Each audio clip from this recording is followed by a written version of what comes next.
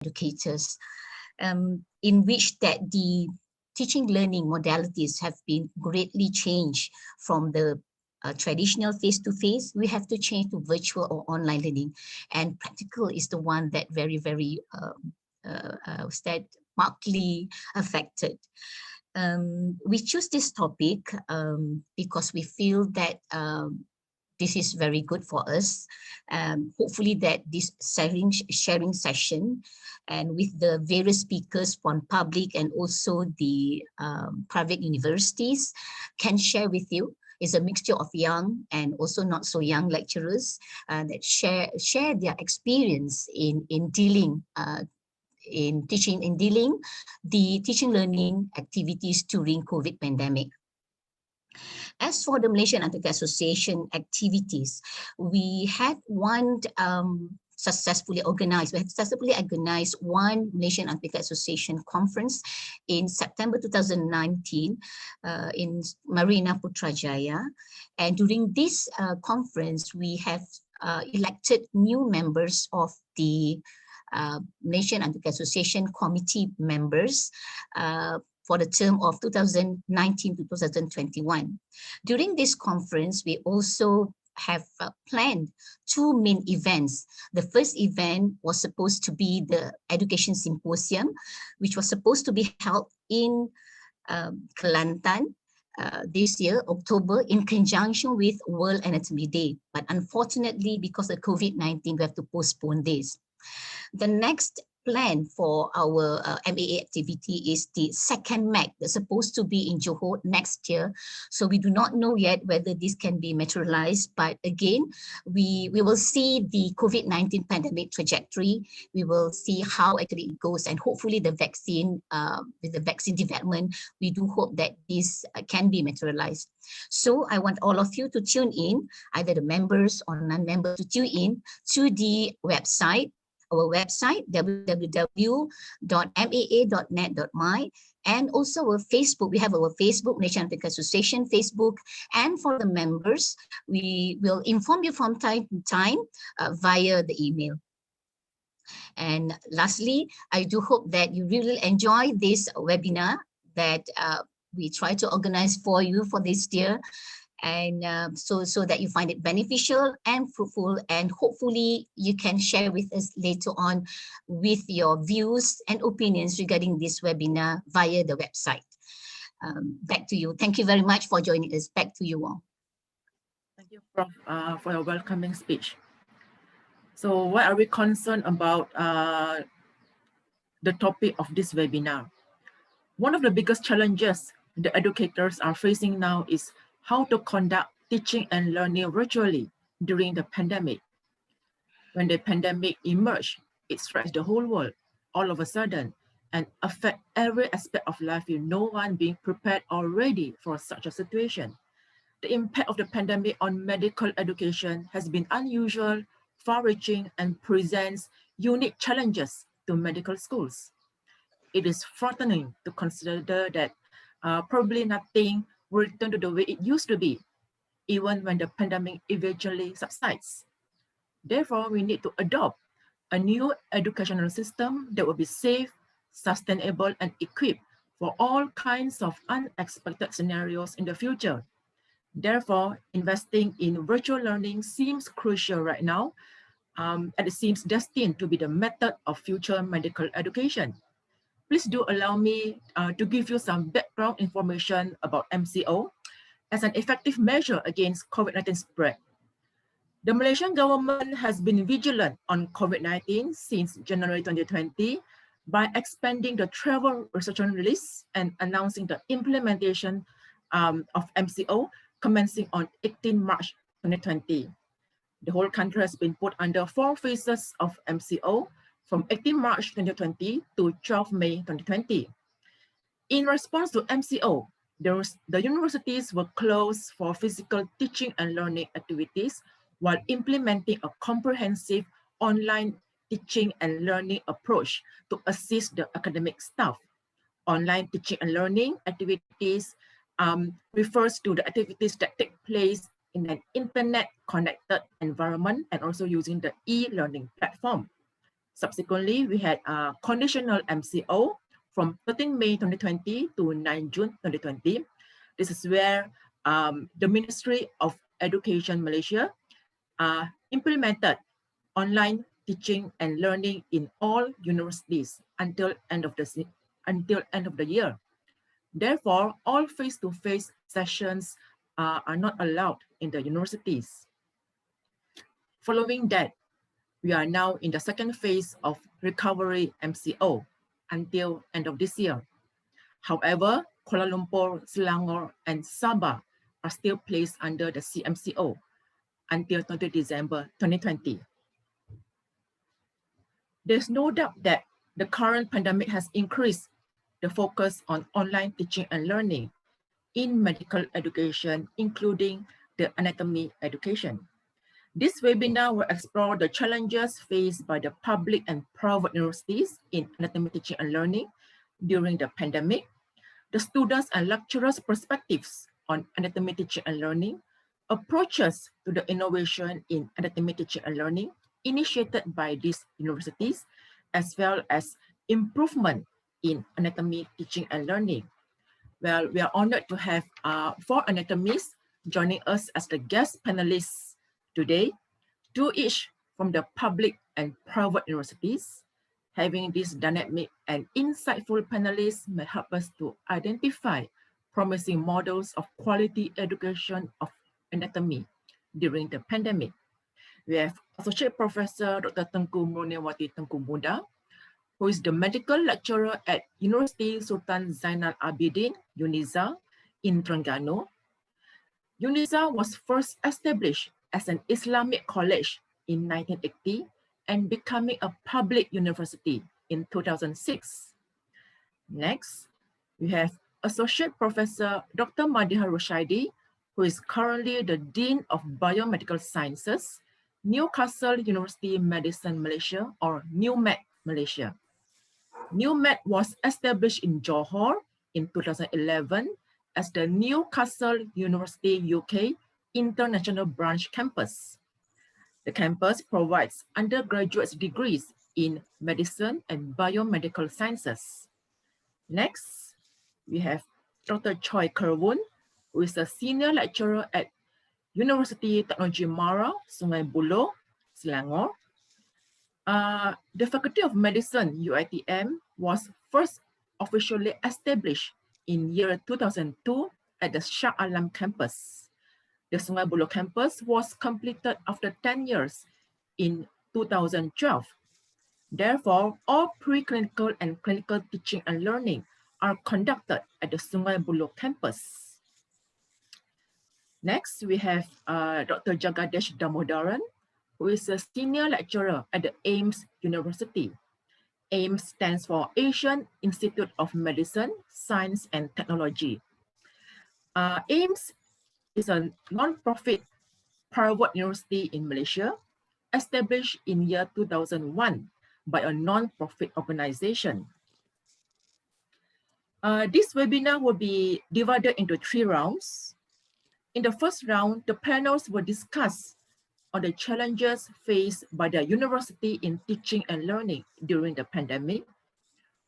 For the second round, we will narrow down the discussion on the students and lecturers' perspective in anatomy teaching and learning. As for the third round, the discussion will be on the approaches and innovations in anatomy teaching and learning. To ensure smooth running of this webinar, the panelists have been assigned to specific questions related to anatomy teaching and learning issues unique to their universities during this pandemic. Please do send in your questions, concerns, or constructive ideas in the chat box section. We will get the panelists to answer them during and after this webinar. A recorded version of this webinar will be made available on MAA Facebook page as well as MAA website. Now let's get started with the first round of this webinar.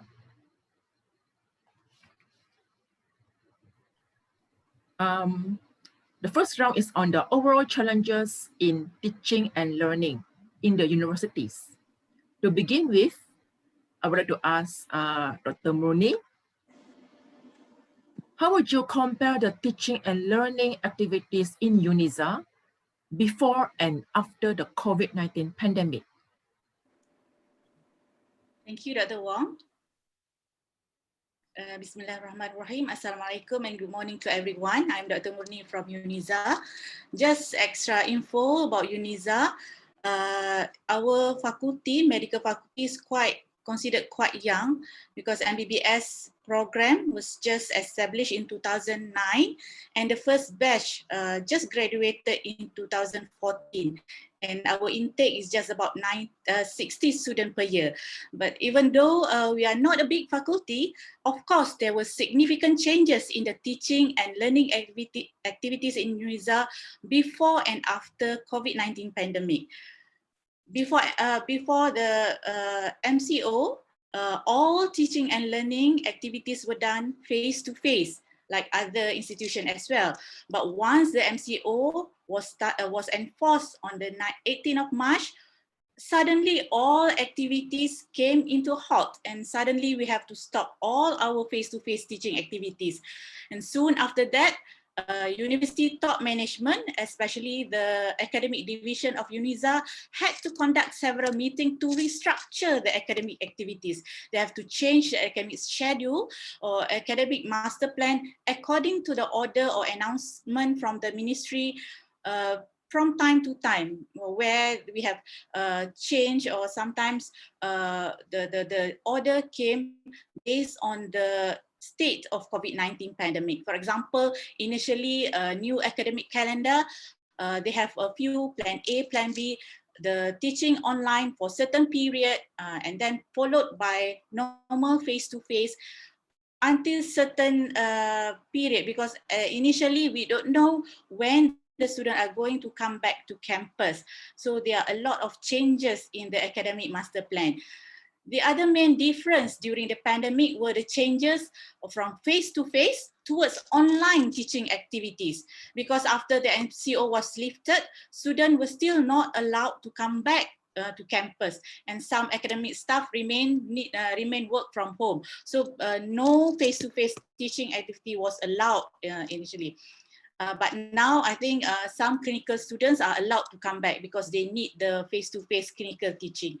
So then based on guideline from MQA for higher education during and after MCO, UNISA also came out with a guideline on the management and implementation of teaching and learning during pandemic, which contains the criteria and steps on how to conduct the online teaching activities. So this slide show the covers of initial guideline and later a new version with more illustration on the steps on how to implement the online teaching. So at least when the new lecturers join UNISA, they have some idea on how to conduct the teaching and learning. So even though the guidelines were there, the actual challenge was the implementation of the online activities itself. Okay, so the main challenge, initially UNISA, before we start the online teaching, the Academic Management Center did some initial survey to the student as well as the lecturers to look for any possible issue or the possible problem faced by the faculty for online teaching and learning during this pandemic. And the main result for lecturers, they were not ready for online teaching because they don't have any experience nor had proper training before.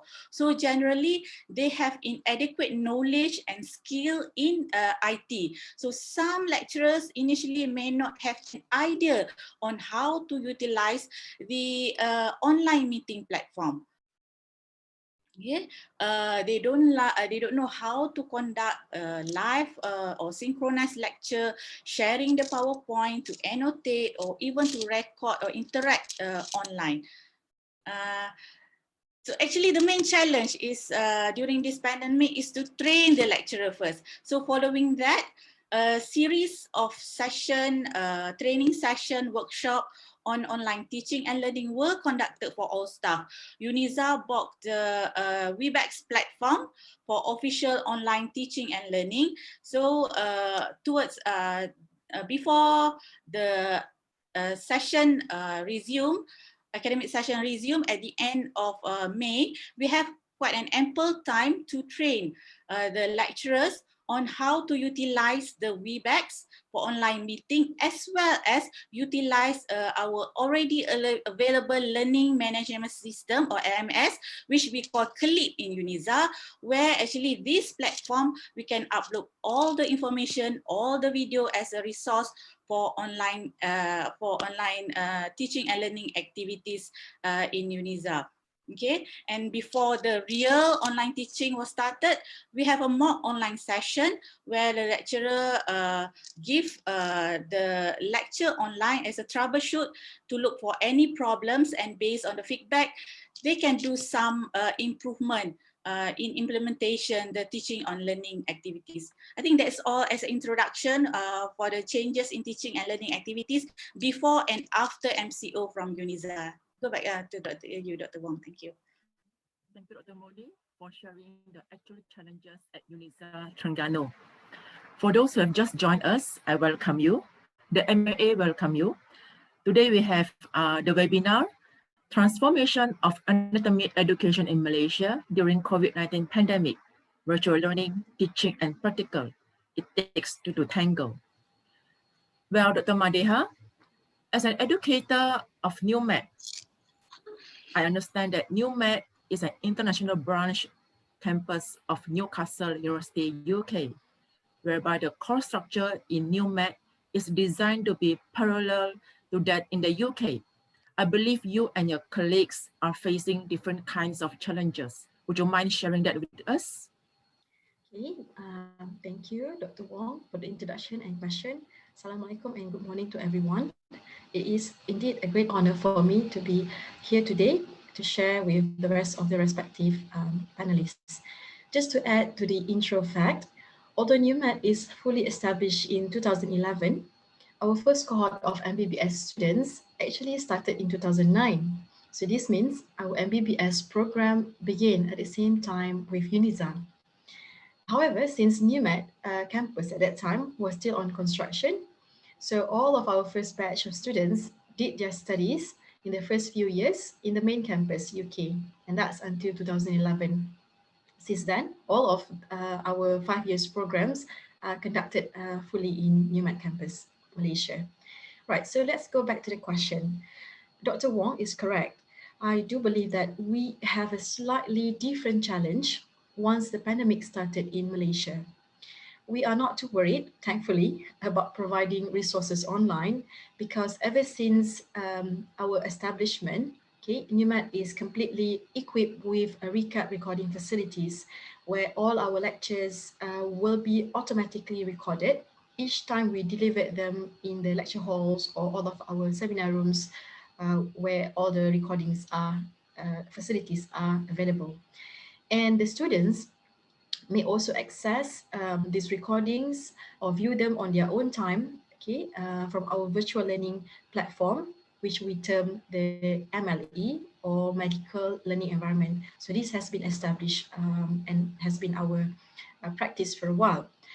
As an international branch campus established from the main Newcastle University, UK, our programs of study are identical to the Newcastle's UK-based provision. And because it leads to the same award of the same degrees conferred by the Newcastle University, UK. It is therefore very important for us to ensure that the teaching and learning experiences between the two campuses are parallel, even though we are allowed to come out with local issues or add in medical cases to reflect a unique Malaysian medical environment. So since the pandemic affected both campuses differently, our first challenge is that we are struggling to synchronize our teaching and learning. For example, when Malaysia first had our lockdown, UK are still opening their campuses and able to run the programs as per normal. Then when there were times where Malaysia has been lifted from the MCO, but the pandemic in UK was getting worse. So they went to lockdown and the whole campus in Newcastle was closed. So because of this situation, we had to change our teaching and learning approaches or delivery. And we had to establish an efficient communication system because emails are not really helping when we need to get quick responses. It can also be quite overwhelming looking at the emails because students are also trying to reach us via emails. So we also need to very quickly respond to all of these issues, staff or student, and people are really worried and uncertain at that time because that was our very beginning or our first experiences facing all of these challenges. So in order to do this, we use the Microsoft Teams to create various teams between the internal NUMED organization and between the two campuses. We have specific teams on anatomy, teaching and learning, for example, to discuss the changes and the quick adaptations that we have to make in response to the pandemic.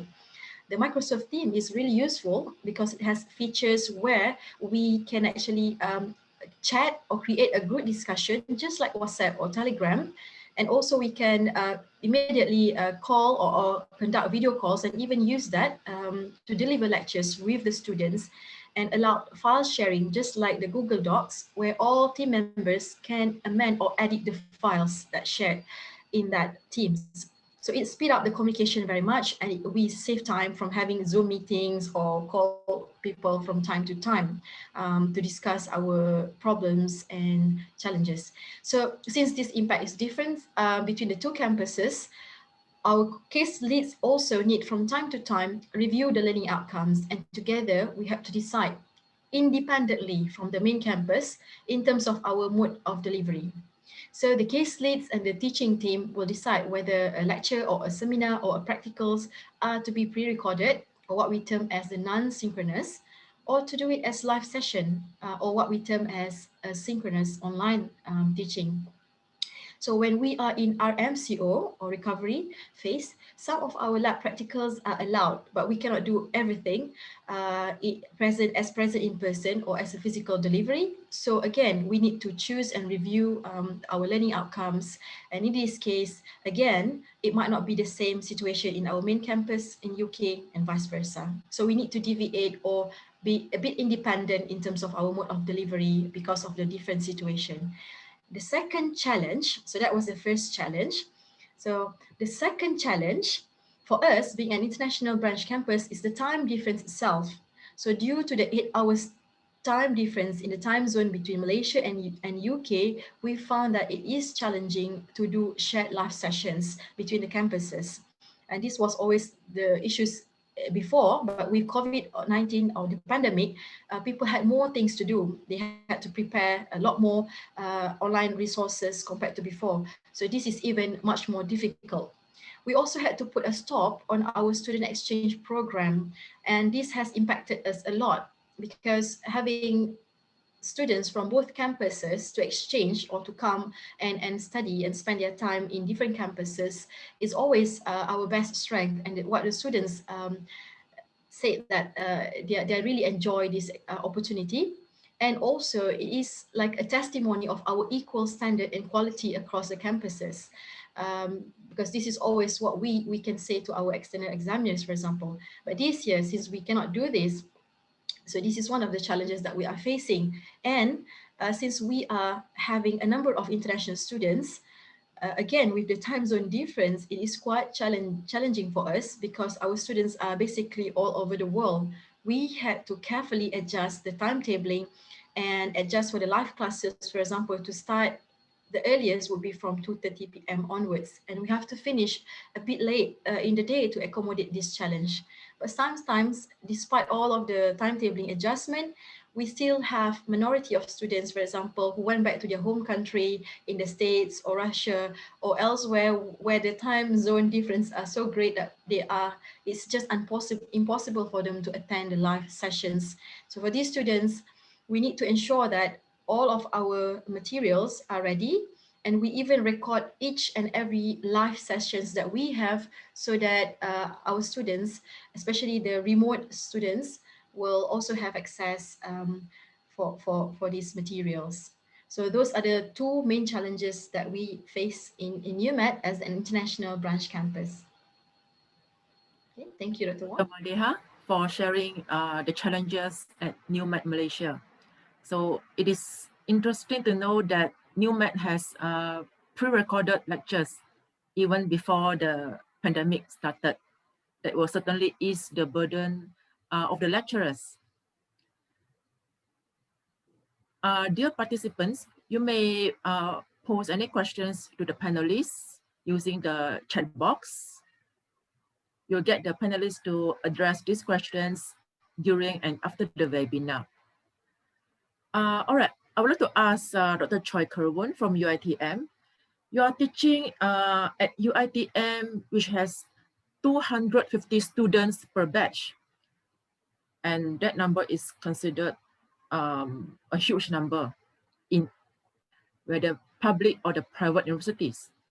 So what are the challenges faced by UiTM when it comes to online teaching, especially to a very large cohort of students?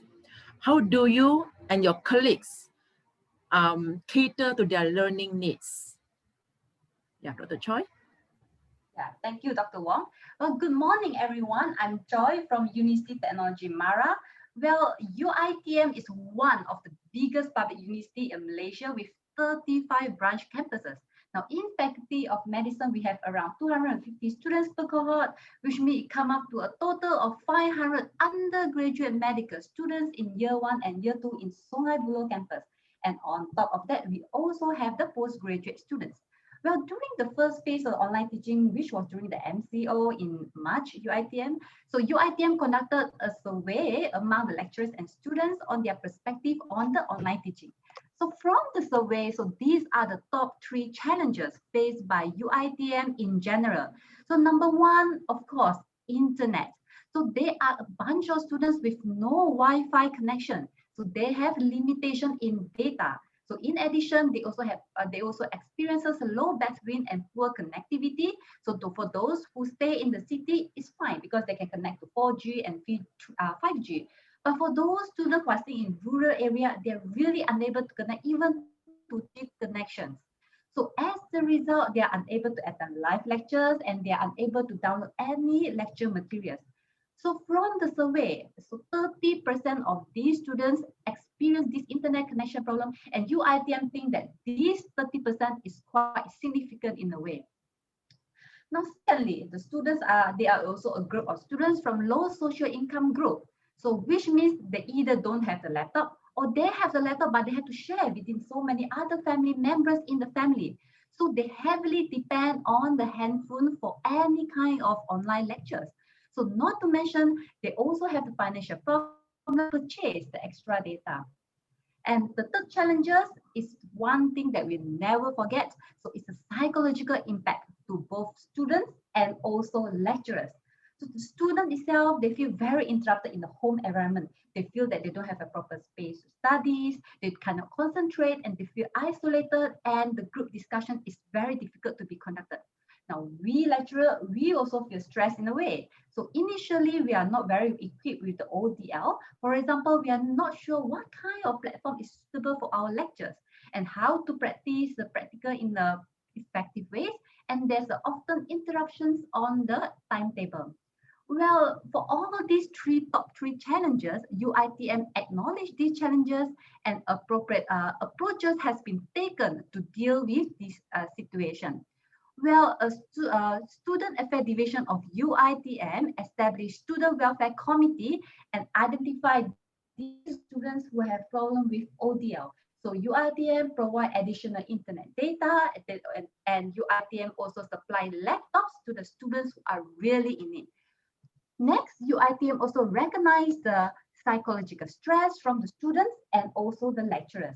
So UiTM formed a counseling team consists of psychiatrists and psychologists. So whoever feel that they cannot cope with the stress, so these are the professional medical personnel who will be helping them. And a series of webinars on how to identify and handle the psychological disturbance related to ODL has been organized.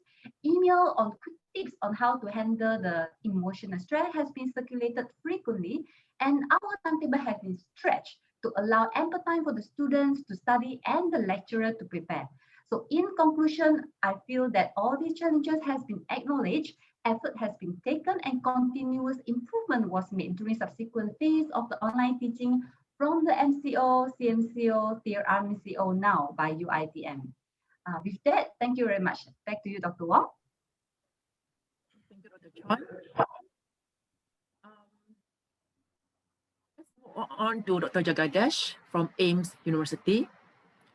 We know that AIMST is a non-profit private university in Malaysia, which is quite unique to us. So what are the challenges in teaching and learning activities at AIMST during this pandemic? Does AIMST face any financial constraints or limitations in providing adequate resources for e-learning, considering that AIMST was established by a non-profit organization? Yeah, Dr. Jaga. Thank you, Dr. Wong. Myself, Jagadeesh from AIMST University, Kedah, Malaysia. So as far as AIMST University is concerned, we had a very good support from the university that they provided all the necessary resources and platform for the e-learning activities. One remarkable thing which I can point out is the e-learning platform pre-existed in our university even before this MCO period. And our faculty medical education unit, which played a major role in conducting the workshop and seminar to train the staff members in the usage of these online platforms and the LMS portal, that is our learning management system portal. So with relevance to the theory component, actually we were very well equipped with the facilities. But our major challenge was handling a huge volume of students, that is around 450 plus students in a year, which includes the courses from MBBS, BDS, BPT, DPT, and our own master students. With just about 10 staff members from our unit, we had to handle such a volume, such a huge volume of students in a year. And the other challenge for us is monitoring the attendance, the seminar and assignments of the students for both our master students as well as our undergraduate students. So these are the major challenges we faced. So from this point, so I can tell in what way we tackled all these challenges. Maybe in the next round, I will explain how we tackle all these challenges. Now over to Dr. Wong. Thank you, Dr. Jagadeesh, for sharing the challenges at your university. So we have 2 questions.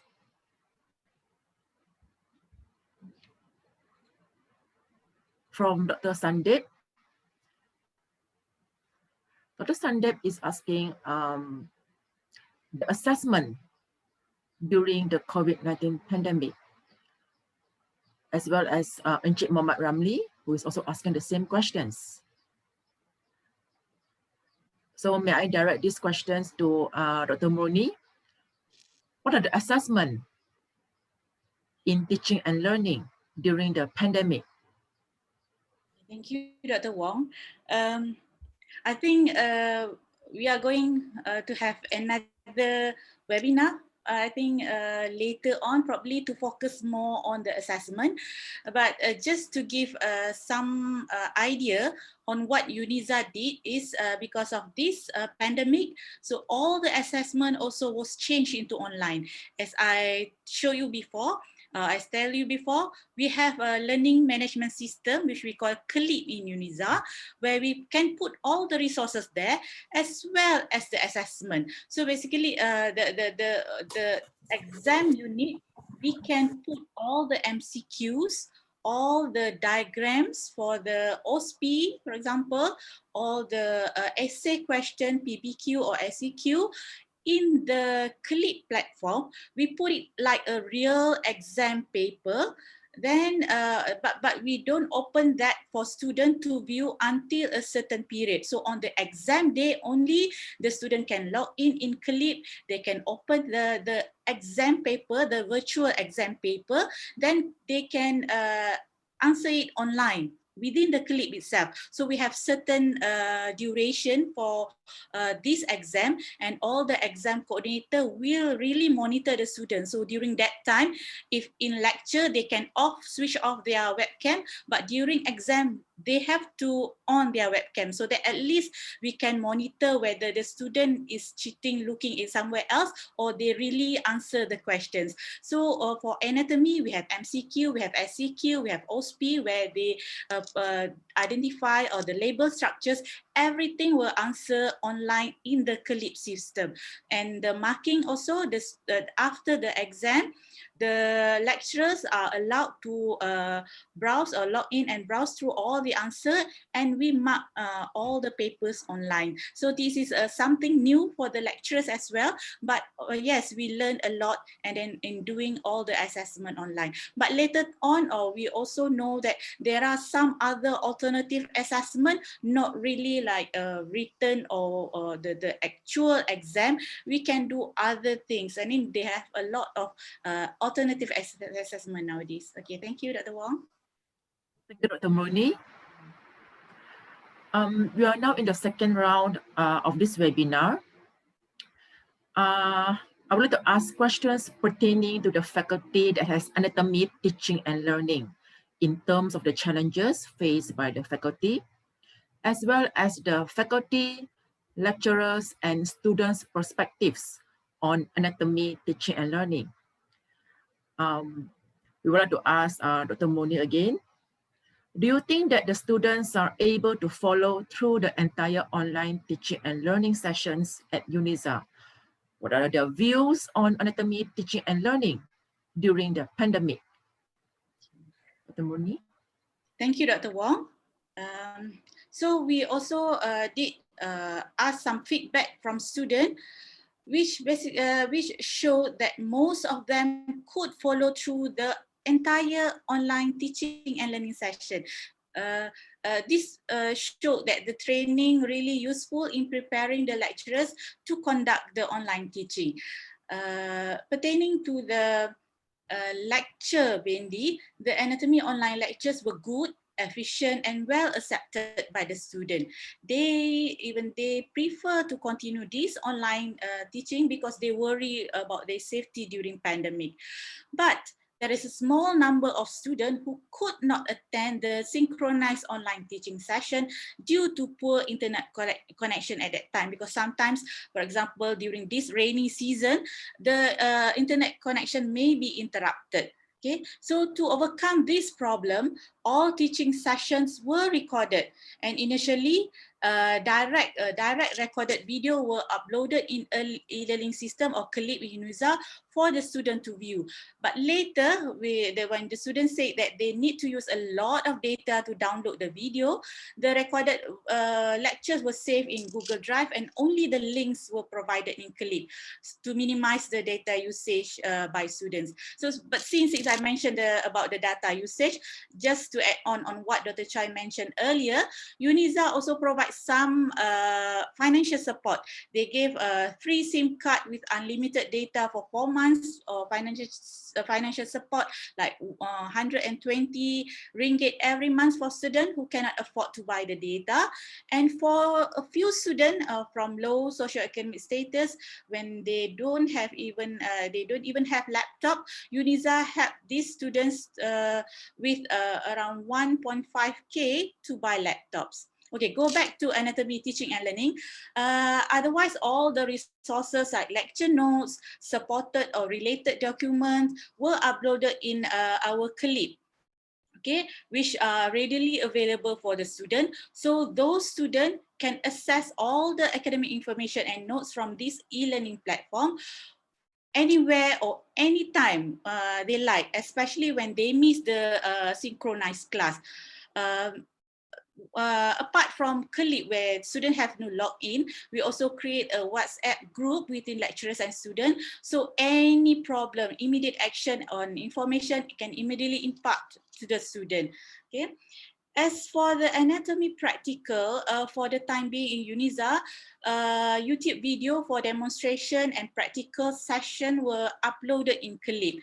And feedback concerning the practical, they can actually identify the structure based on the video, but majority of the students prefer to come back to campus for face-to-face activities, especially for the practical, because apart from more conducive learning environment in campus, where where they can focus on study, less distraction compared to study at home where you have to do a lot of house chores, for example.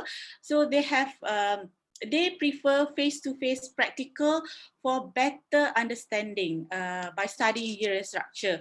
But yes, for the time being, we still have limited, we still cannot allow the preclinical student to come back to campus. Other things, tutorial, we change to online quiz or question, which can be discussed in forum column in Eclipse itself. So Eclipse is one of the most important platform for e-learning in UNIZA during this pandemic. So this is like, this show the interface of what you can see in Eclipse. So this is a e-learning system or learning management system, which we call Eclipse in UNIZA. Within this Eclipse, we have to log in, but we can put everything there. I mean, all the general information about the academic calendar, about the planning, about the timetable, we can put there. And then all the lecture notes, resources, recorded video or the links, the practical, everything we put there. And even as I mentioned before, assessment also can be done using the Click platform. Okay.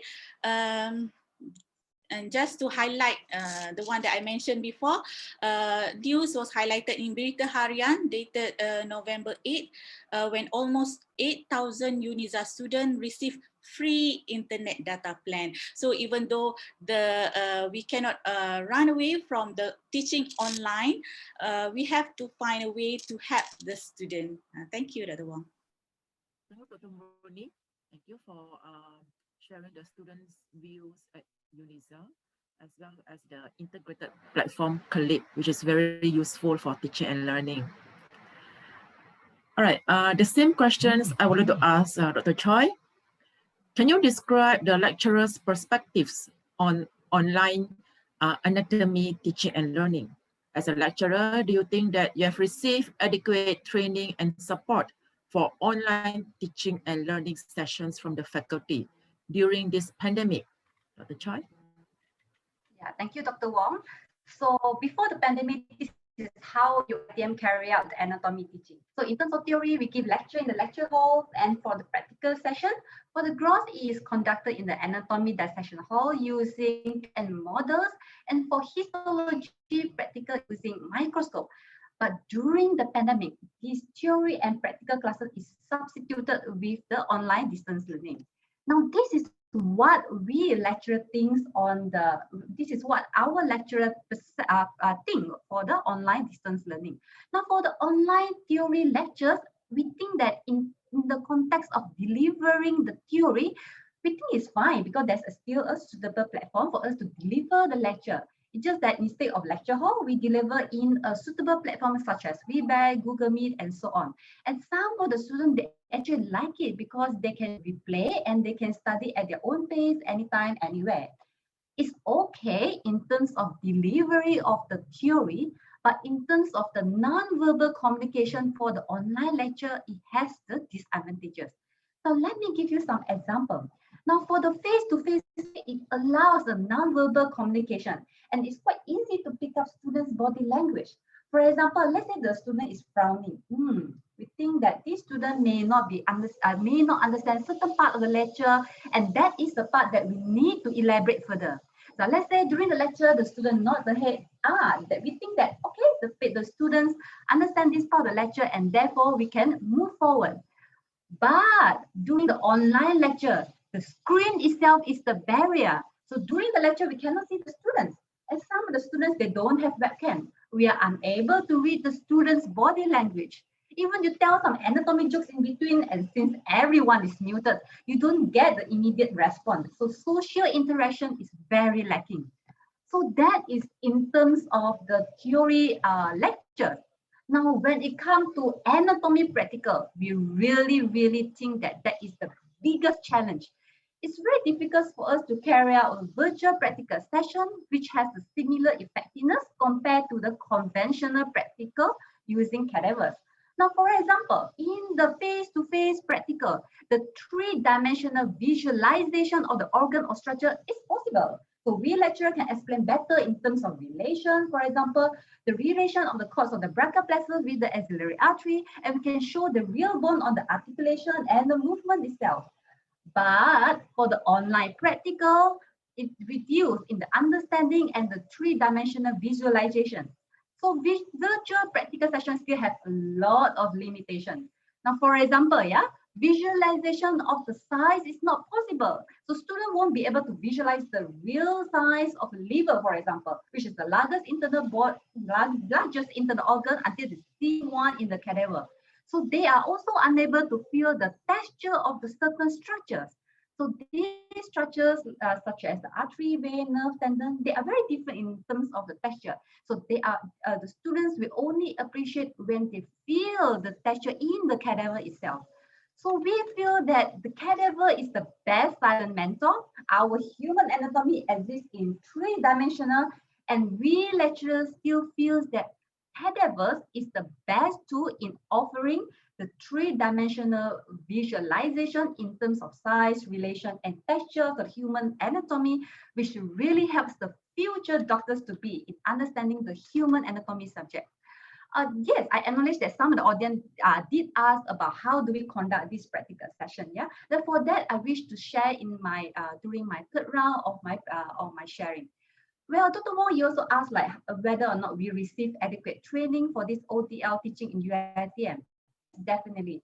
We are very thankful to the medical education department in UITM because they organize a series of webinars on various topics on ODL. So the topic consists of like for example, variation of tools in different kind of platform for in Google Meet, Webex, and Microsoft Teams. Secondly, we also have webinar on gamification in e-learning like Kahoot, Quizzes, Menti.com. And since UITM purchased a licensed 3D anatomy app, we also received training by the application specialist. In my opinion, these challenges are really challenging, but I think it's really rewarding in a way because it pushes us to be innovative, to think out of the box. So that's all from me, Dr. Wong. Back to you. Thank you, Dr. Choy, for sharing your view at UITM Sungai Buloh. Back to Dr. Madihah. You mentioned that it is difficult to synchronize your teaching with the main campus in UK because of the different time zones and limitation in using the shared resources. So how does this affect the anatomy teaching in New Mech? Okay, thank you very much, Dr. Wong. As I shared earlier, compared to our lectures, okay, we are significantly affected in terms of our anatomy practical teachings. Okay, once the MOHE declared that we need to stop all teachings on campus, that's just basically means that we no longer have our anatomy practicals, and we never record or put our anatomy practicals on the recaps before because we do not have facilities in our anatomy labs. So, and on top of that, we have always been a bit behind our main campus in UK for not having cadavers in our anatomy practicals. But at least our students could appreciate the anatomical structures, the size, the gross features when they actually physically come to the lab and get access to all the models that we have. This picture is just one of the real sessions in our anatomy lectures that we have. So we have this kind of like small group interactive with all the models that we have to discuss and the whiteboard at the back to scribble and to draw and to make it really interactive. So apart from our gross anatomy lab, our histology labs are also affected because students, all the wet labs are also closed. So the students can no longer attend and practice or master their microscopy skills during histology labs. And on top of that, why we rely so much on our anatomy practical, okay, because we have purchased an interactive anatomy apps which we use as an alternative for the lack of cadaveric materials in our lab. So this app is really useful in the sense that it provides alternative to our students to appreciate the anatomical structures in a 3D settings and manipulate the different tools like the visual dissecting tools. So, but when the pandemic first started, okay, our students can only access these apps while they are on campus and on the anatomy labs. So we also rely heavily on our anatomy labs for the students to strengthen their understanding of series of anatomical lectures in depth, because our program is case-based. So you can imagine that anatomy teachings are incorporated in the cases. So it's not really taught in lectures in depth, okay, or by the systemic approach. So they are not necessarily covered in much depth during lectures. It is only during the anatomy practicals that we can actually explore the depth and the details of the anatomical structures and also link them to clinical application. Uh, on top of that, to prepare our students for their final examinations, our anatomy labs also incorporate formative assessments, which we terms anatomy spotters. So we have, once we are not allowed to conduct anatomy practicals, we lost a lot on these aspects. We have gathered our students and staff's perspective regarding the impact of pandemic on our teaching, especially on our anatomy teaching, and all of them, I think, have uniformly expressed their concerns and worries on the lack of face-to-face teaching especially for the anatomy practicals. They're not worried at all, or not worried so much about the lectures, but they're really worried that now they no longer have face-to-face teaching for the anatomy practicals. We also have, other issues like students having internet connections problem or lack of proper devices. But thankfully for NUMAT, these are not a major issue. And for those students who are affected, NUMAT do provide support. But the bigger concern for them is not having this face-to-face and all of the important components that help them understanding anatomy teaching and prepare them for adequately for the final exams. So since we are also so used to the pre-recorded videos for lectures, we do not feel that it is right to run anatomy practicals just like the other series of lectures with the lecture recaps. So in response to these perspectives and issues, we have formulated the following strategies. First, we try to organize or plan to organize a virtual or online practical which enables students to appreciate the anatomical structures as much as they would get in the real lab settings. So once the staff are able to come to the campus on a strict SOP, then we try our best to actually conduct our practical with staff present in the real lab setting. And then secondly, we want to give the students the best experience that they had in their labs. So we try to conduct small group discussion, but within the virtual practicals itself. So we combine all of the students in the real group settings for their labs, but at the same time, we allow them to have their small group discussions to mimic the real lab practices where students can freely discuss with their colleagues, with their independent tasks, and free from the lecturers or demonstrator. But at the same time, whenever they need help, they can prompt us and we can actually join in the discussion to assist them. And then thirdly, because before this, we rely a lot on these complete anatomy apps as our alternative to cadavers. However, there is a limitation to this, that it is only available within campus. So students may book their sessions for self-study, but they have to use the lab because all of the apps were installed in our iPads, and that is linked to the bigger screen in the lab. However, once the COVID-19 impacted and the labs are closed, they are no longer available to the students, so they cannot use this beyond campus. So we try to propose to the management to make these complete anatomy apps available to the students where they can install on their own devices and they can use it beyond the campus.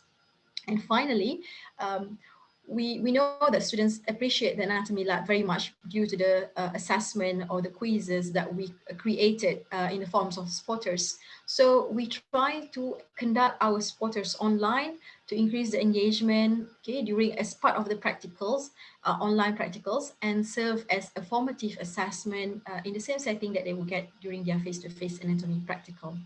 I would be able to share the details for each strategies on our next round, but these are the kind of like perspective and our main concern of the impact of the teaching, of the anatomy teaching in UMAT. Okay. Thank you, Dr. Madihah, for sharing the challenges at New Mech, Malaysia. Now, Dr. Jaga, I understand that AIMST offers a postgraduate course in human anatomy.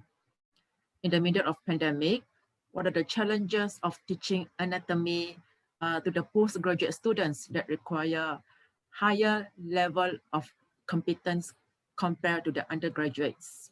How do you ensure the quality is not compromised? Dr. Jaga?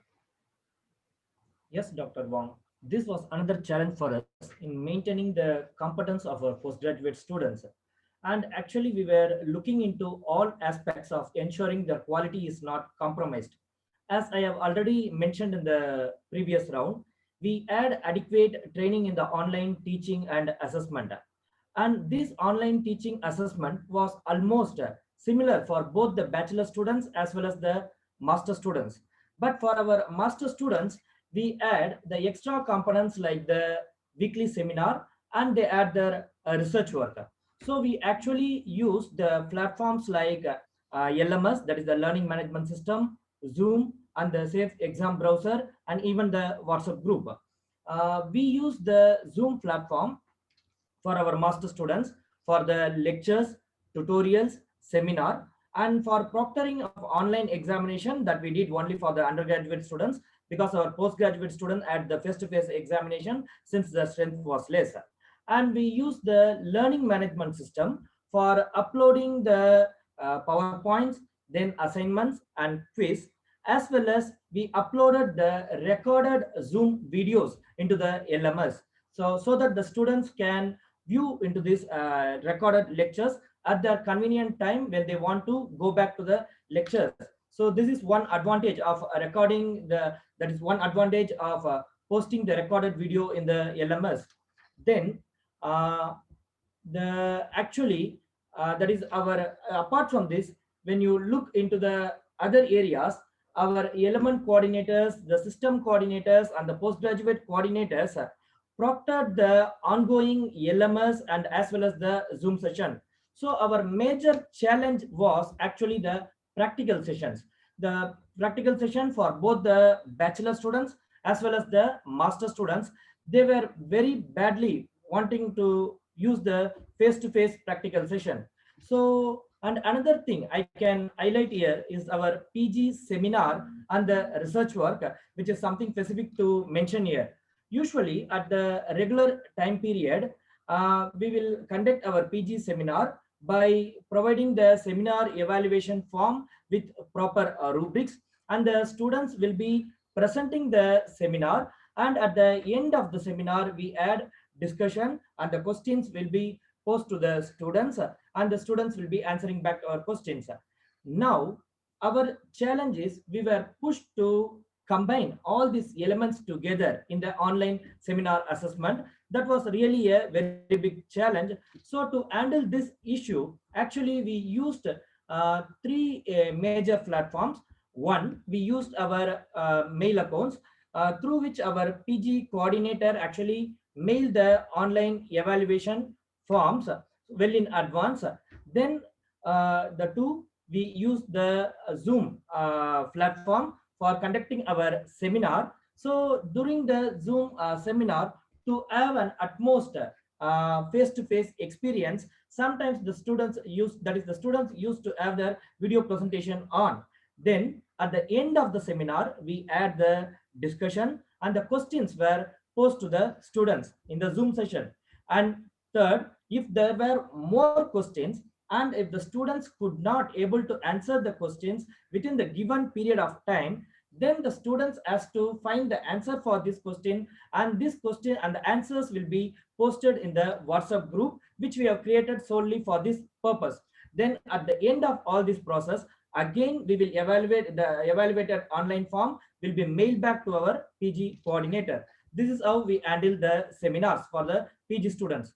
Then the second challenge was actually our PG students research work, which was stopped because of the MCO. When the MCO was over and the RMCO started, the government allowed with some certain policies, they allowed certain categories of students to enter the campus to carry out their practical work with a strict SOP. With this idea, our AIMST University formed a AIMST COVID-19 task force team which strictly monitored the SOPs, during which the students returned back to the campus and they followed a strict SOP, so that we tried to conduct the face-to-face practical session. But the only difficulty for us was planning the schedule without any overlap, because we are only just 10 staff members in our unit. Our schedule was so hectic because within a short period of time we have to finish conducting the face-to-face practical with all this SOP. So 3 staff members will be handling the dissection. Parallelly, 3 staff members will be handling the histology, and 1 staff member will be with the master students, and 2 staff members will be handling the lecture for other courses. So this was really very hectic, and we planned the schedule in such a way there is no overlap. Then, as I mentioned about our practical, conducting the practical, usually in our dissection hall, we used to have 25 students per table, but with this SOP hall, we cannot do so. So for one table, we can have only 10 students with sufficient social distancing, and then only 1 staff member at a time. In one dissection hall, we had 1 staff with 10 students with sufficient social distancing, and all the SOPs we were strictly following. And you can look at this, the image which I have given. This is how we planned in our dissection hall. These are the various rooms in which we conducted the face-to-face practical session for our students with all the SOPs as per the government norms. So this is how we handled our postgraduate students, also our undergraduate student during this RMCO period. Now over to Dr. Wong. Thank you, Dr. Jagadeesh, for sharing your experience in teaching the postgraduate students. We have questions from Mr. Muhammad Daniel. He's interested on the students' assignment or tasks given during the pandemic in terms of anatomy teaching and learning. So may I direct these questions to Dr. Madihah? Okay, thank you, Dr. Wong and Dr. Daniel, for the question. Well, again, I think if it is to do with the assessment, we should have another platform which can discuss this in much more detail, because there's a lot more complexity as what Dr. Moni has explained in earlier. But if we're talking about assignment or preparation, for example, for lab practicals, I will actually explain this in much more detail in the next round. However, what I can share now, we do provide students the handbook online, and all of the resources are on their medical learning environment platform or the virtual learning platform. So students can download the practical handbooks beforehand, before they come. We can also give them links or resources where they can look at and answer quizzes or questions. We also manipulate the complete app's anatomy to create quizzes online or spotters online. So this is how we go about our practicals and also formative assessment for anatomy teaching. In terms of the summative, we always actually come up with a single best answers questions for our medical students, and that is compiled as their main exams at the end of their year or stage. So in the beginning, a lot of these assessments were cancelled, like our single best, even the OSCE, all are cancelled because we are taking time to adjust and develop new format of exams. Again, as what Dr. Moni has shared, we finally come up with a better format as we learn throughout this whole year. We've got all of our exams online. We have exam declarations where students have to sign before they sit for the exams to ensure that they will not plagiarize or they will not copy each other. Okay, and fulfill all of the requirements. We also try our best to come up with exams format where questions are much more discriminative, because it is now an open book format. So we have included fill in blanks, short sentences answers, a number of different things, which I think we cannot, this is not a platform to discuss in details. But in the beginning, we tried many things like 24 hours timing, but then it's too long. So we have 24 hours duration, but then we kept, once you start or begin the exam, you will be timed at a certain period of time. And we also have developed different policy to actually safeguard and protect students during the pandemic issues. I hope that will answer the question for now. Madihah. So we have a questions from Dr. Nurul Hanim. Dr. Jaga, how many graduate students for each batch at AIMST University? That is for postgraduate students. How Yes. many postgraduate students? So it varies depending on the year. This year, currently, we have 3 postgraduate students in year 1, and they are doing their semester 2. They just completed the semester 1 exam, and we have 1 postgraduate student doing the research work in year 2. Dr. Jaga, Yes, I hope that answers anything else? Dr. Nurul Hanim's question. Now let's move on to the final round of this webinar. In this round, we will discuss on the main approaches to the innovation in anatomy teaching and learning. So that includes the innovation in conducting practical classes, histology, as well as the gross anatomy. Apart from that, we will also look at the improvement in anatomy teaching and learning. So may I ask Dr. Madihah, what are the main approaches to the innovation in conducting practical classes at Mech? What are the suggestions for improvement in anatomy teaching and learning based on the students' feedback? Dr. Madihah? Okay, thank you, Dr. Wong. As I mentioned earlier, we focus a lot on the anatomy practical innovation and development, since we really need to cater to all of the feedback from the students that they really want the face-to-face, or at least a substitution that is as equal or good as our face-to-face teaching. So in order to ensure that, we already started with a good virtual learning platform. So we have this, what is shown on the screen now is actually our medical learning environment interface.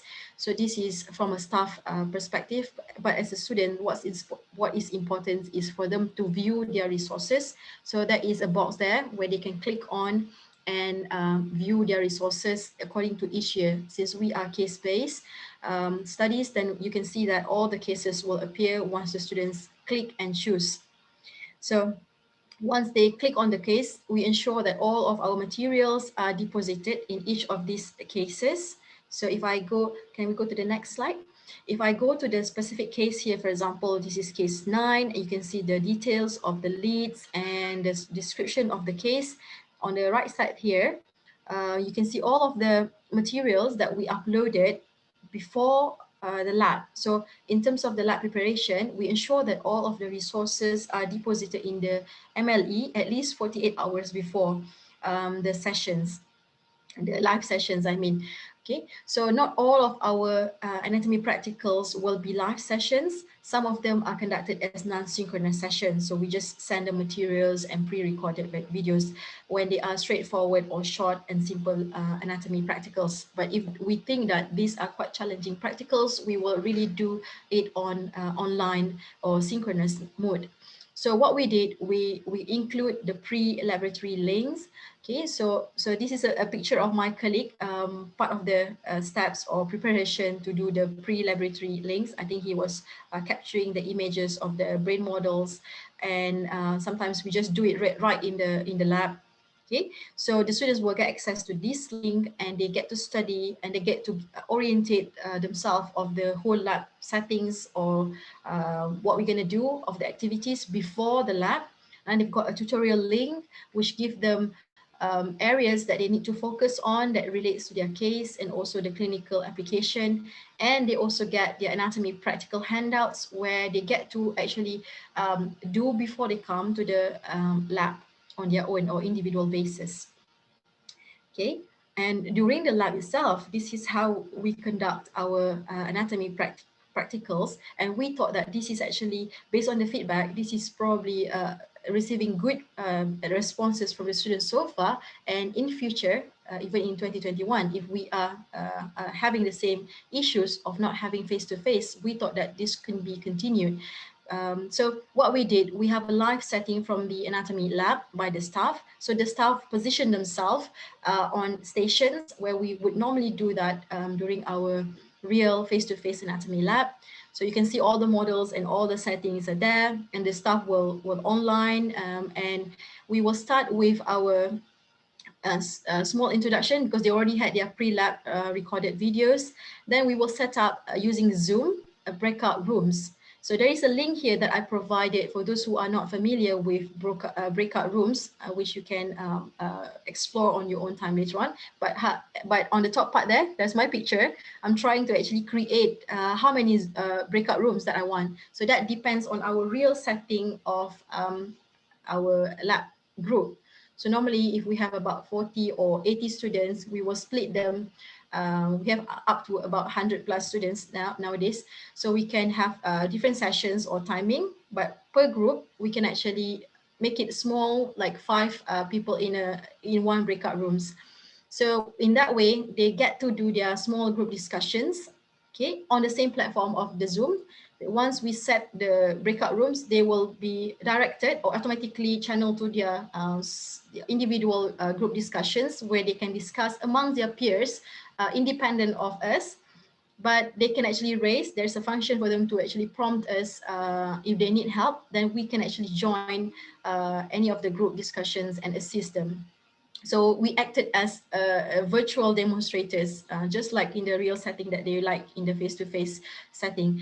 And there is also another good features on the Zoom where you can use the whiteboard. Okay, actually from the button share screen, there's a number of selections there, and one of them is whiteboard. So the Zoom whiteboard is quite interesting where within the breakout rooms, the students can actually take turns. All of them can get access and can draw and can doodle, but and we can give you a task where they can actually do it on their own and they can come back. Okay, and these breakout rooms, you can time them. So you can actually control the class and manage the time as well. And they will all automatically move out of the breakout rooms to the original setting of the Zoom, to the bigger class. And we can actually call for the group presentations there or do our spotters and wrap up of the lab. Okay. So this is an example of how we conducted the breakout room. So on the most left pictures is a small group discussion in one of the breakout rooms. And I will click there, just join in because the students just prompted the lecturers for help. And then they were drawing or they were discussing. And on the 2 other pictures there are examples of their work, their group work, and then they get one of them or all of them, they can take turn, get to actually present it to the whole class or to the bigger group of their work. And we can actually add up or make corrections or wrap up at the end. So to follow up with this, we also utilize our complete. So this is the complete anatomy apps that I've been talking from the beginning.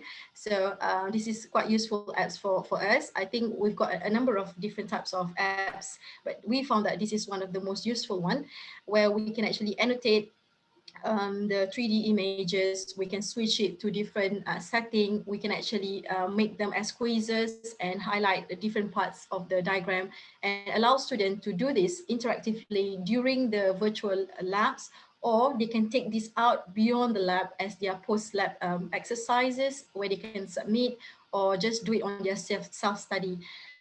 So altogether, we feel like we have tried our best to actually give them an alternative or the experience of which is very close to their face-to-face learning environment. It's just that we are all sitting in front of our PC or our phones, but we can still discuss in the same setting and have the same kind of assessment virtually. So I think that's all for my sharing. Dr. Wong? Thank you, Dr. Madihah. That is interesting, looking at the innovation and improvement at New Mech Malaysia. Dr. Sharifah has already shared the link of the breakout rooms with every participant here. Thank you, Dr. Sharifah. We are talking about approaches to the innovation in anatomy teaching and learning.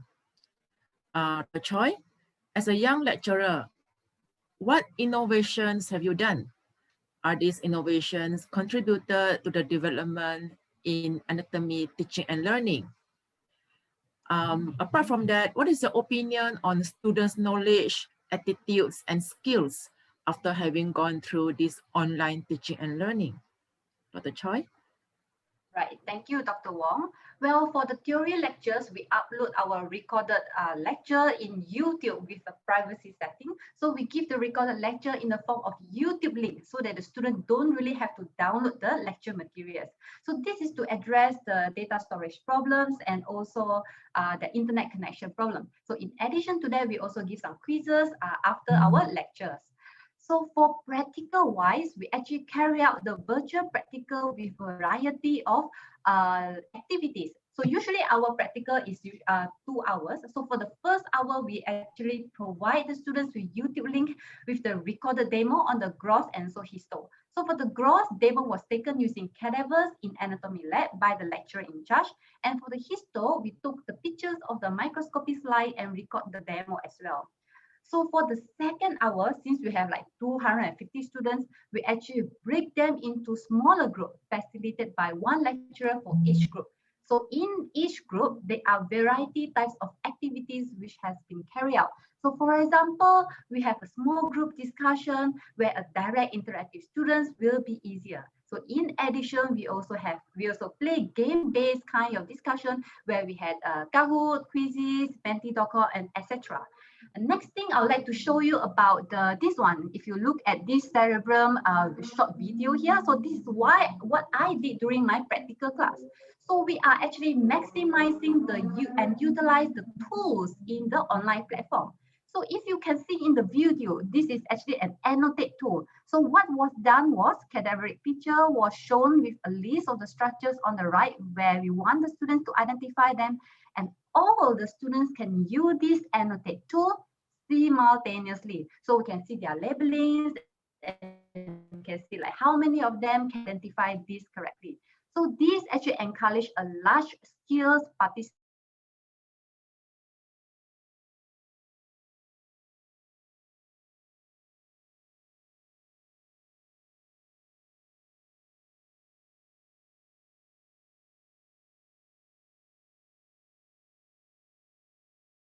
anywhere, anytime in multiple devices. So they can see it in their handphone, laptop, and etc.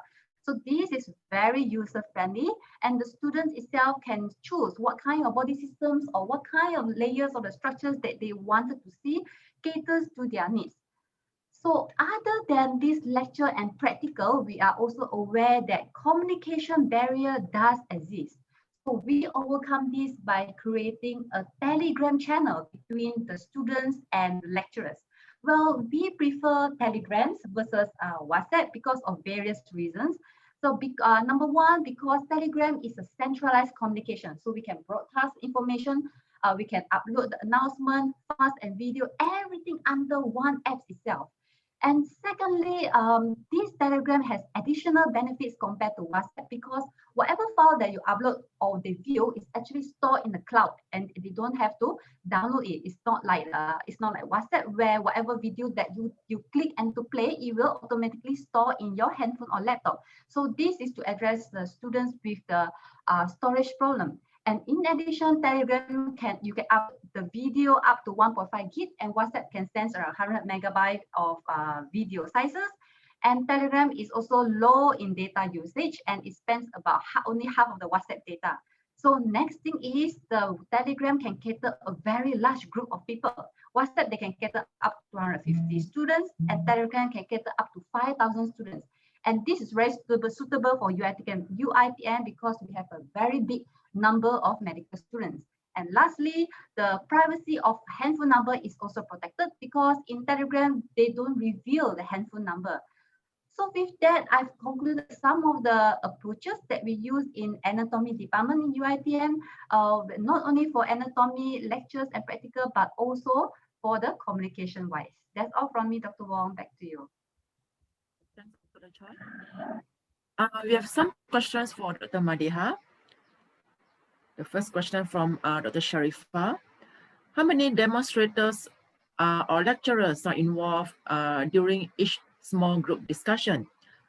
The second question is the breakout room is meant only for the Zoom? Are there any platforms using breakout room as well? Dr. Madihah? Okay, thank you for the questions. In terms of how many staff or demonstrators involved, it depends on how many students per sessions. We have about 100 plus students. So normally we have to repeat the anatomy practicals for 3 times at least. So there will be around 50 to 60 students per group. If we created about 10 groups, so there will be 5 students. Normally we have around 4 to 5 staff to assist for the practicals, the virtual practicals. Okay, in terms of the breakout rooms, if you have access to Zooms, you can just readily do it. But however, I'm not really sure if it is limited, if it's a free Zoom, because we have purchased and have full access to Zoom. But it is part of the Zoom features, just like the whiteboard features as well. So you can use it. The complete app Anatomy is a paid software, so you have to purchase it if you need to use it. But there are also a lot of other free anatomy apps available out there. Adhikari. Adhikari, not Chaudhary. Adhikari has come out. He's from Midnapur. Yeah. Dr. Madihah, how about the virtual anatomy practical? Is that a paid platform? If we are referring to the virtual anatomy practical that we set up using the Zoom, I don't think it is paid other than the Zoom license itself. But if you are referring to the apps that we use to enhance the students' experience, where we conduct spotters and we give them post-practical tasks, which is the complete anatomy apps, that is a paid software. And we paid them differently for access. Initially, we paid a limited access within the campus. Then we have to pay for the full access to every students to get that and able to download on their own devices. Thank you, Dr. Madihah, for your answers. Now let's continue with our discussion. Back to Dr. Jagadeesh. How was the student acceptance and reaction to online anatomy teaching and learning? Do you think the learning process happened as expected? And any suggestion on how AIMST University can improve anatomy teaching and learning using the online platforms? Dr. Jagadeesh? Yes, Dr. Wong. To know the acceptance and reaction of students towards the online teaching and learning, actually our faculty collected periodical feedback from the students. Not only that, the faculty organized debates and discussion among the students group to know the pros and cons of this online teaching learning. Finally, the concerns of the students were noted and we tried to address those concerns with the best possible solution. The online teaching happened well as we expected. From the students' side, they understood that what we provided them was the best possible solution which is possible. So they accepted what has been given to them. And regarding the staff members actually received very good appreciation from the student with relevance to our anatomy unit. One important reason why we got appreciation is we successfully conducted the face-to-face practical session with the strict following of SOPs, which was one of the major requests from the students that they wanted the face-to-face practical. So both from the student side as well as from the lecturer side, we were happy that we can able to fulfill the demand of the students. So by that way, it was actually successful both from the theory component as well as on the practical component. We can able to do the proper justification for the students. And regarding the appreciation from the students, actually the appreciation from the students was really great. To an extent, I can mention this, like some group of students even left some chocolates and coffee bags over the lecturer's table with a thank you note to express their thanks for what we did for them. So, which as a teacher, I really felt happy on receiving such appreciation from the students. So, and not only that, we are happy that they are thanked from the bottom of their heart. So, I think they will appreciated what we have done for them. So, and the last thing, but not the least, is our future plan in AIMST University.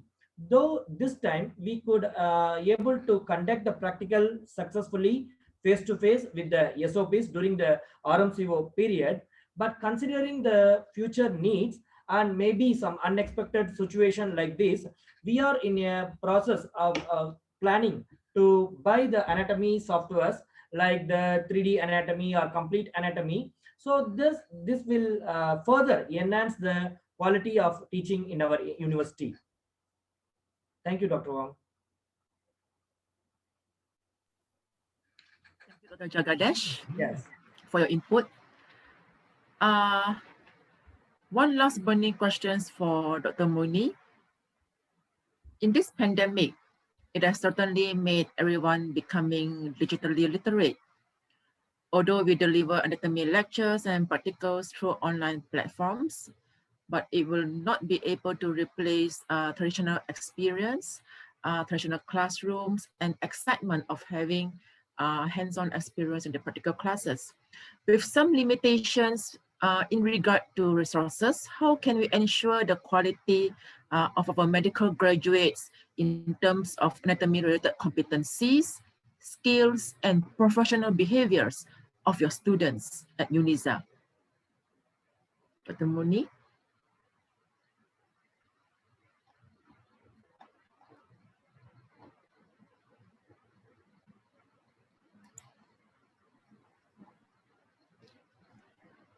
Okay, thank you, Dr. Wong, for the last burning questions. I hope all of you are still on fire, still excited to listen to this webinar till the end.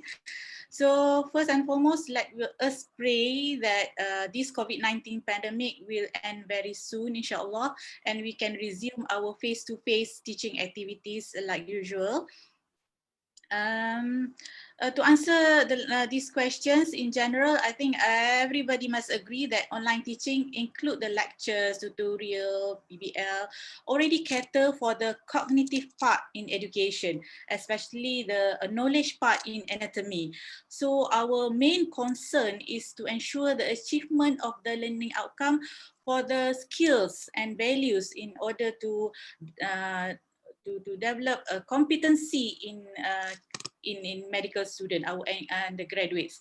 So as for the values, whether we realize it or not, some of the values or attitude was actually unofficially taught or inculcated during our online teaching. For example, the first value is integrity, honesty, or trustworthy. So between the lecturer and student, the student at least we remind the student to take the class seriously, okay, focus in the class, even though some might not on their webcam, so we don't know what they are doing during the lecture.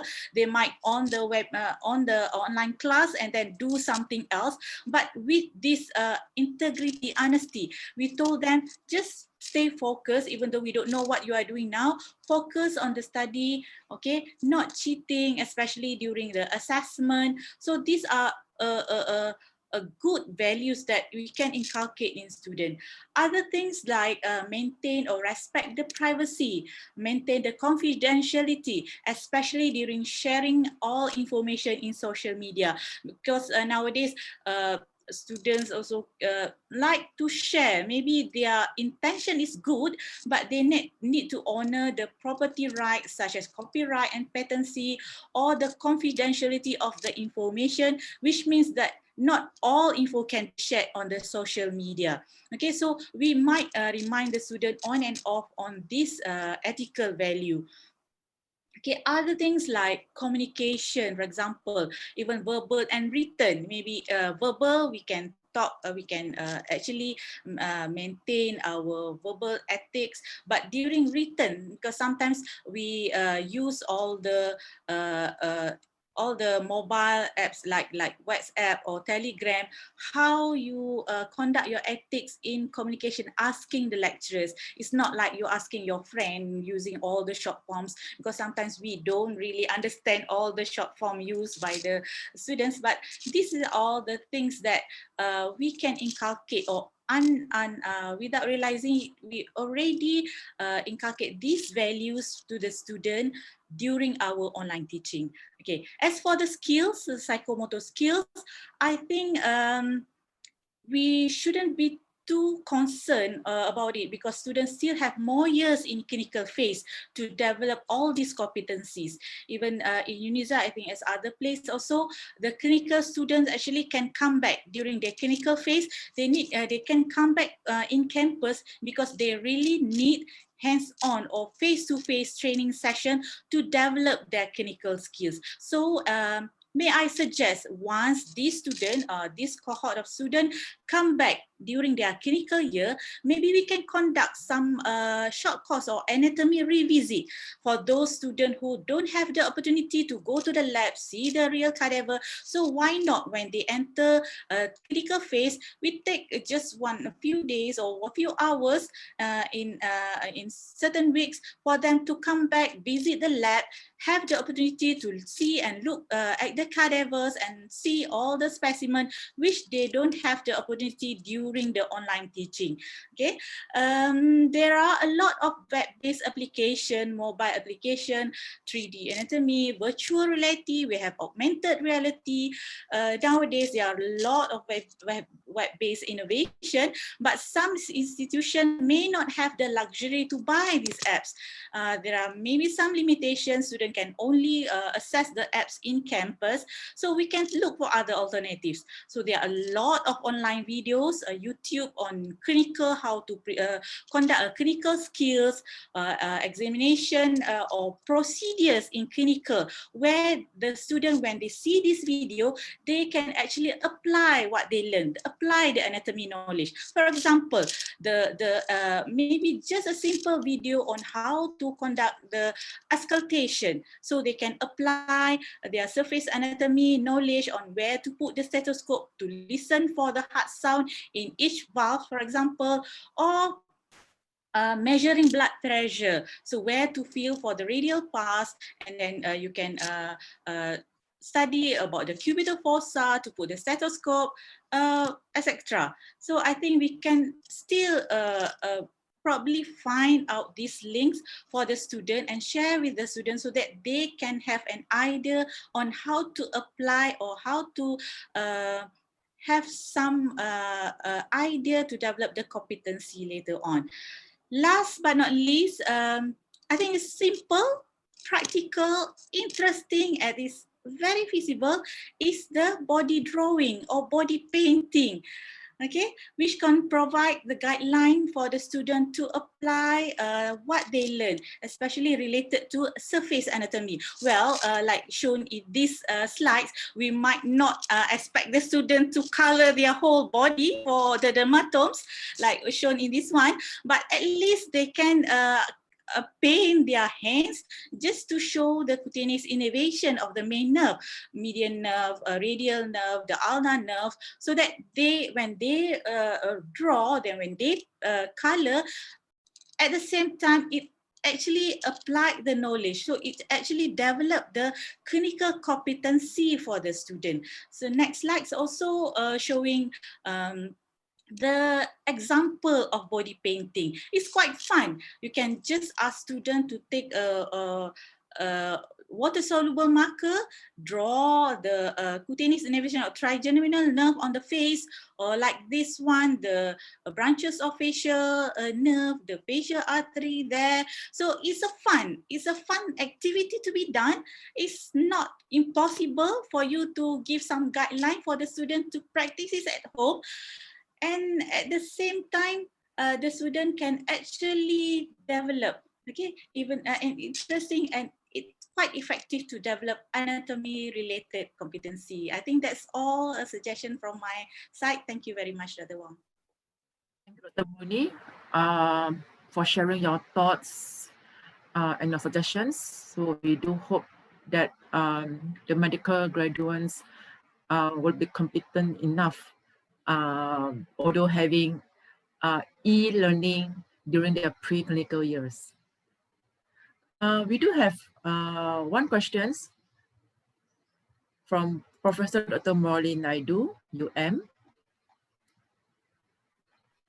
Yeah, Prof. Morley is asking if there's anyone using platforms such as Mayer's Histology, AIMST, and other application, anatomy apps. So since the panelists do not have experience in using these e-learning platforms, may I open these questions to the participants.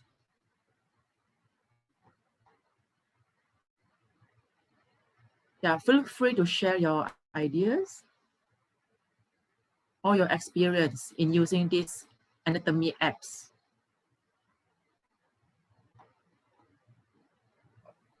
Hi, Prof. Riley. Yeah, when you said about the e-learning platform, you means that the curriculum is already based. I mean, like it's already created within that platform. Is it we just follow the schema? Is that what you mean, the e-learning platform? Did you get my question? Sorry.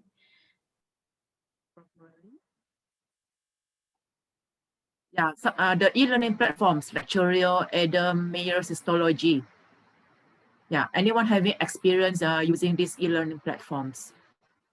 These are the established platforms like Choy, Adam, Mayor, Teknologi. Oh, you mean that when once we subscribe to that platform, we can just follow all the videos, all the sessions within that it has been installed in that platform. Is it right? Yes, Nurul. I believe that is Prof. Molly's question. Okay, I just heard it. I'm sorry.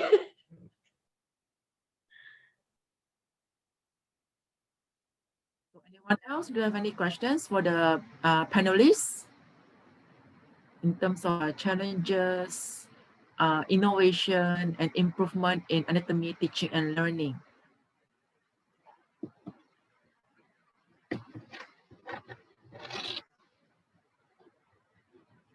If there's no questions, well, that brings us to the end of the webinar.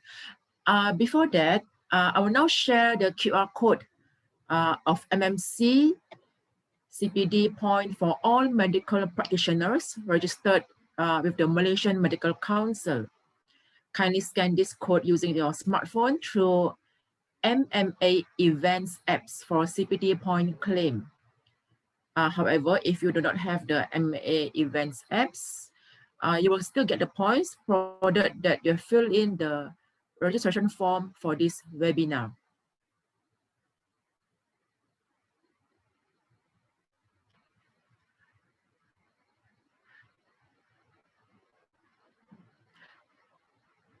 Now, may I invite our president, Prof. Dr. Norzana Abdul Ghaffar, to give her closing remark.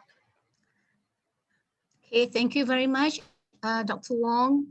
Okay, I think this is a very beneficial and also sharing session. I really enjoyed the active chat room. Actually, many of you asked about the assessment. We have already have this in line. That is part of our second webinar. We already have identified some speakers for that good one.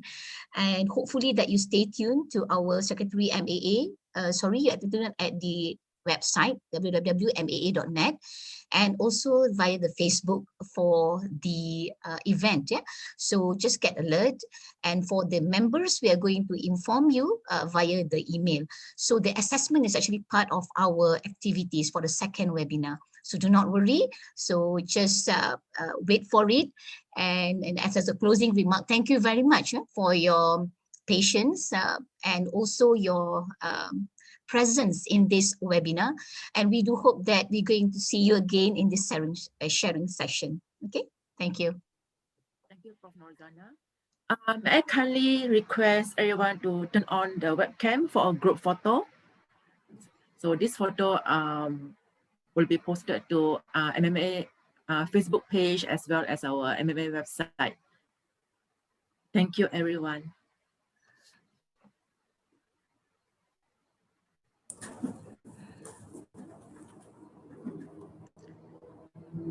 Yeah, okay. Smile, 3, 2, 1. Well, maybe we have to take several. Yeah. because this is one out of three. Yeah.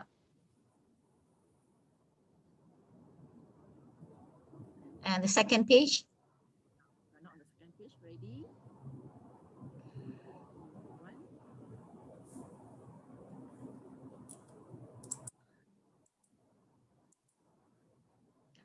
We should take another shot for second page. 3, 2, 1. All right, now the third page. Yeah, I hope everyone could turn on your webcam. Now we are on the third page. All right, 3, 2, 1.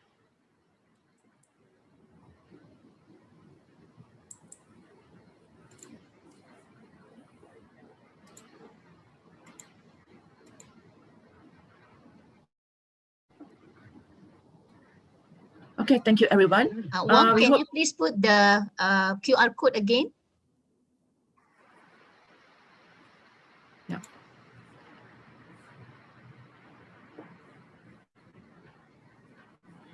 I will now share the QR code again.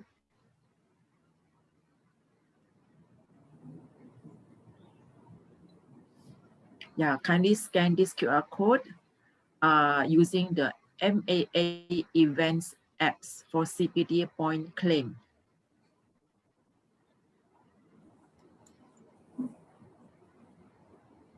By the way, we have a questions from Dr. Norhida. Any panelists here have experience using KenHub, KenHub, KenHub? Apart from the panelists, the participants could also share their experience using KenHub.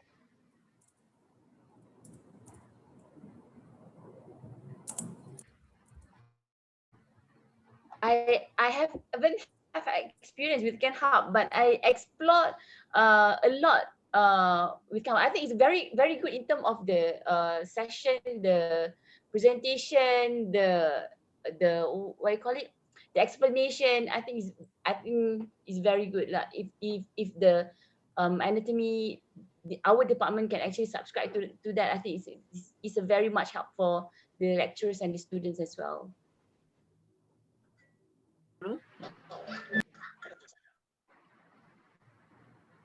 Any more questions from the participants?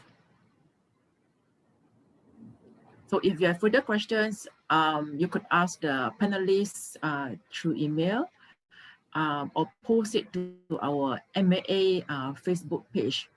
A recorded version of this webinar will be also available on our MAA Facebook page. Can I add one point? We hope that, yeah, okay. Can we have a webinar to see how everyone used during the lockdown? What are the methods everyone used for teaching? Like what are several methods?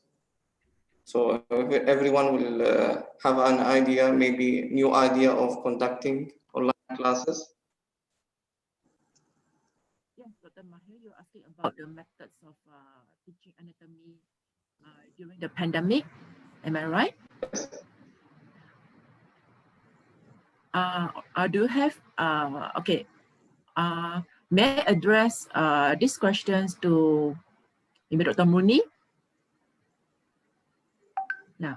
I'm not, sorry, I'm not really sure what do you mean, because during the webinar, I think some of the speakers already share with you, like from NewMed, from your ITM, even from AIMST also already shared a few things on how they conduct the practicals.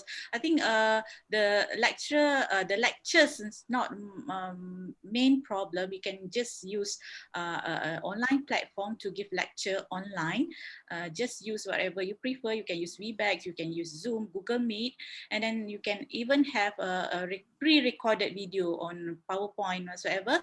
We can post it to the student as a initial knowledge. The challenges, I think more of the how to conduct the practical session, which I think some of the panelists already shared with you. For example, a new Mech, they use the complete anatomy apps to help in anatomy practical. They use the breakout rooms. These are things which we can use or we can implement in our institution to improve our online teaching and learning. Certain things like the online web-based apps or mobile apps, these are also can help us in terms of giving online resources or online practical demo to help the student during this pandemic. I hope it's answered your questions. Or what do you mean by webinar? You want to have a real demonstration on each specific practical sessions or what? No, I was talking in general for the practical. I was talking in general just to show the demonstration. Just to show demonstration. Okay. So I think most of the universities, they do the pre-recorded video for the practical sessions. They recorded the demo during when showing all the specimen or everything and give it to the student. But some do a really synchronized practical session, like what have been quite interesting, shown by Dr. Madihah just now, what they did in New Mech, where they put breakout rooms and all the lecturers prepared in their own station. And then the student also get to be more interactive during that practical session. It's like an on-time practical where they can see the specimen and they can draw. So everything is actually online, virtual, but at least they have some sort of really link with the real practical session. Thank you. Good morning. I'm Dr. Shajan from Taylor's University. What we do is a borderless practical sessions in which what we use is that we as lecturers stay in the lab, demonstrate the specimens. At the same time, there are few students who will be coming to the section lab, and at the same time, it will be projected through the Zoom to the entire classroom. We have thus a session called as borderless teaching of anatomy practicals, in which we share the specimens, we teach the students who are in the lab. At the same time, through the Zoom camera, it is distributed through the entire web so that the students can all perceive the class at the same time. And we have got a very good feedback from the students. Thank you. Thank you, Dr. Shajan. Well, MAA do hope that this webinar has met the anatomy education needs of the educators in Malaysia during the pandemic and also in the future. So thank you from all of us, the MAA, for your presence, interest, and attention. Thank you.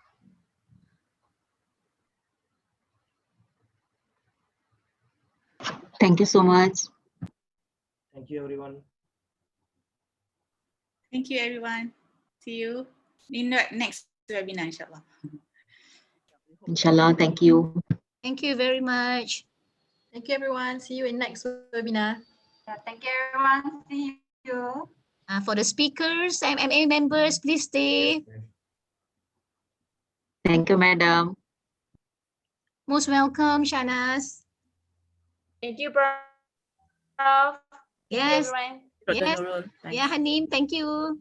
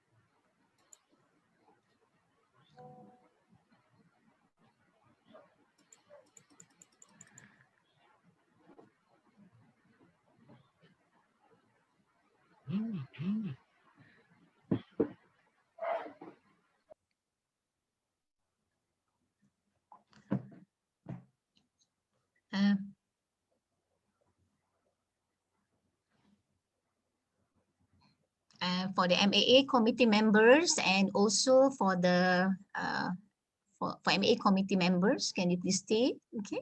See, we just want to do a post-mortem, just fast post-mortem of this webinar session.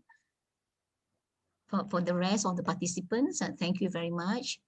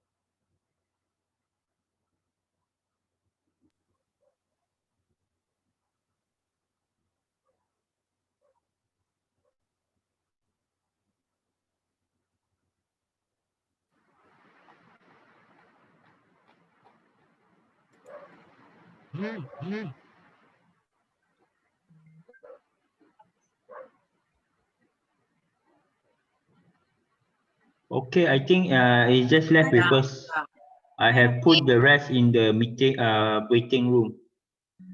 Tapi ada lagi kan? Cakap kau macam letak dalam penjara.